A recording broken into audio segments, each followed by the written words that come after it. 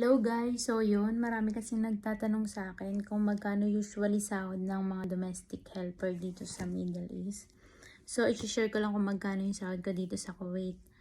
Ang minimum salary talaga ng mga domestic helper is 400 US dollar. Pag convert nyo siya sa Pilipinas, nasa 20,000 pesos din.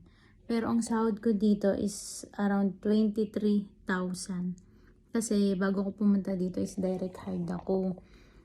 Yung pinsan ko, kinausap niya yung employer ko dito na taasan ako kahit konti. Kaya yun, kahit konti malaki yung sahod ko. Pero ang kinagandaan sa mga domestic helper is ang employer mo na yung sasagot ng mga requirements mo. Kaya wala ka nang iisipin, libre na lahat. At wala pang replacement fee.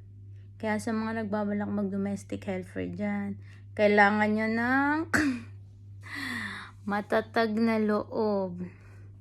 At sobrang haba ng pasensya. Kasi ako, ubus na yung pasensya ko dito. Kasi iba ugali ng mga bata dito. Sobra iba talaga.